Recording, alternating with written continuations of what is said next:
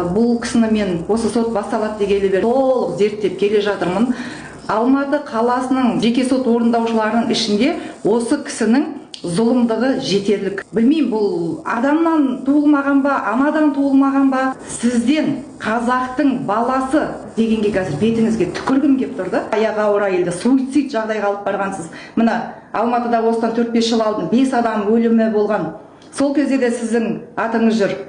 Бүкіл қазір ел тоқып деп қатысы бар, иә? Қатысы бар. Әлеуметтік желіге ел тоқып сот орындаушы деп жазсыншы, жазыңыздаршы барлығыңыз.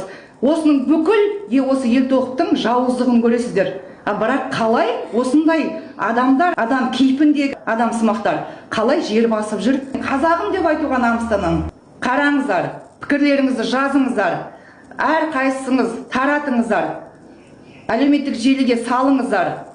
Елімізде осындай жауыздарды біз елден тазартуымыз керек. Осындайларды тазаламасақ, біз еліміз ешқашан ел болып, біз дамыта алмаймыз. Ұрпағымызға қалай тәрбие береміз?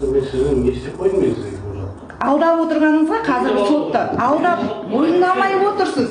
Алдап. Бұл бәлеқор, бәле жауып отыр деп отырсыз. Сіз не істеп жатыр енді бәле жауып? Ұрған ұрсап тұрмай қалады ол кісі, білесіз ба? Ұрған жоқ қой мен ол кісі. Неге айтып, неге бәле жауып?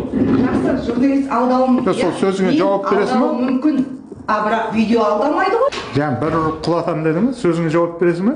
Ұрған жоқ қой мен сіз. Жоқ, бір ұрып құлатам деген сөзіңе. Мен черный пояс каратэдемін, білесің ба? Бір теуіп талдап тастаймын.